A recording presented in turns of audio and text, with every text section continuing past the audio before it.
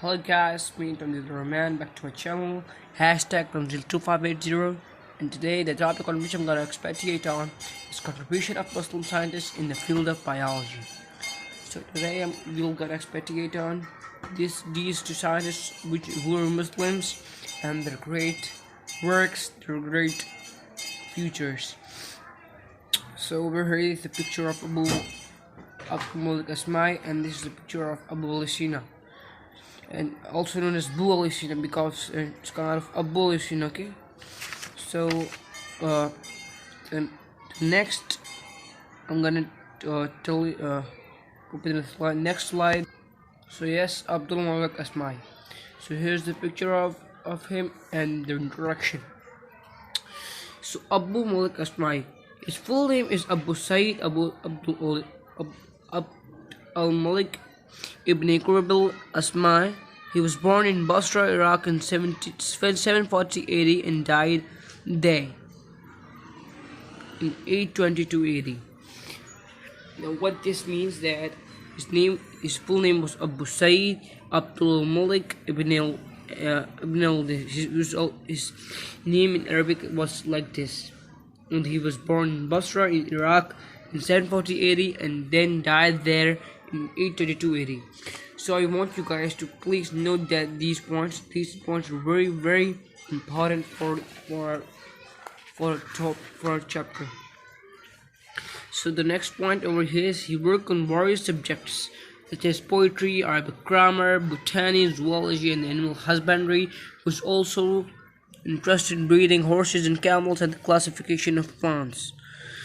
So this point is telling us that Abdul Malik Asmai worked on different fields, like in poetry. He worked on poetry, making poetries or establishing them in Arabic grammar. Botany.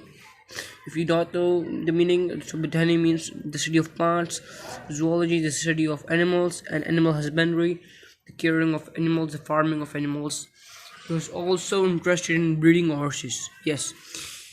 He was also interested in breeding horses and camels and the classification of plants. Breeding horses and camels means that to breed them, and classification of plants means the characteristics of plants.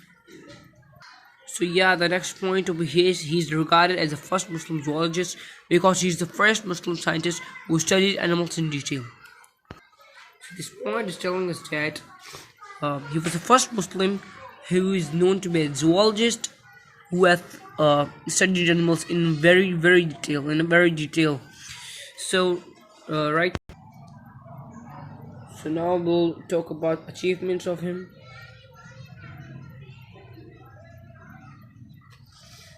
So major books on biology written by him are, so the major books on biology we all know about the human. What is biology? It's kind of a study on living organisms and their characteristics. So he has written a lot of books on biology and their disposition of man or humanity. Kitab Khulqul Insan, horses, the camel, the sheep, wild beasts. Kitab al-Farq.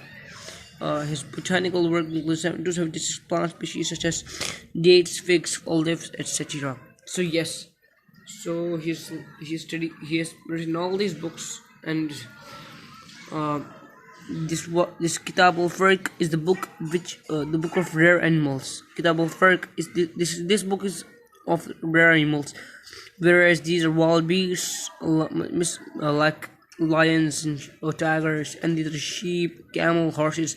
He's written all books on them, and in his botanical work include 276 plant species.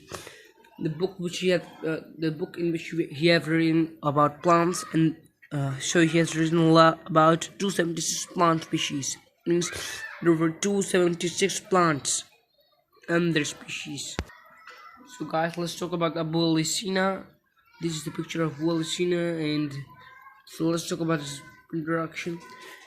Ibn Sina, Latinized is Avicenna, was born in Bukhara, present-day Uzbekistan, in 980 AD. was a physician, philosopher, astronomer, and poet. He was died at the age of 56 in June 1037 in Hamadan, Iran. So guys, this point is telling us that he was born in Bukhara in the present day of Uzbekistan in 980. In the year 980, he was born in Bukhara, and he was a physician. We all know who is a physician. The person who studies on physics. He was a philosopher. He was an astronomer and poet. He was a kind of he liked poetries. He worked on poetries, and he was an astronomer, means a study on lights, study on stars. Studying stars, and at the age of 56 he died in June 1037 in country Hamadan, Iran. So let's talk about the next point. SINA wrote hundreds of books, among which two are the most prominent: Al-Quran, Fiqh, and Kitab al-Shifa. He is regarded as the founder of medicine and is acknowledged in medicines by the expect of this time in East and West. So guys, this point is telling us that he has written a lot of books, at least 100 plus, and on which there are two most prominent books, which are kind of very very rare. There Al-Qarun Fiqh and Kitab al-Shifa. He is regarded as the founder of medicines, means he has worked medicines. He had made a lot of medicines along to the related diseases is acknowledged in medicines by the expert of this time in East and West. Okay, so let's talk about the achievements of him. Ibn Sina wrote his famous book Al-Qanun Fiqh, translated in English as the Canon of Medicine. As I've told you that yes, the most famous book Al-Qanun Fiqh, he's translated it in English, the Canon of Medicine, as Encyclopedia of Medicine. He was written another marvelous encyclopedia named Kitab al-Shifa, the Book of Healing, focusing on science and philosophy. So this point is telling us that Al-Qarun Fiqh was on the Canon of Medicine, was on the medicines, and the Book of Healing means Kitab al-Shifa, and on which the main points on focusing were science and philosophy. The next point over here is he worked on physiology and described several human physiological disorders and their causes. He described the relationship between mental and physical activities of the body, defining how the mind affects mood and behavior in humans.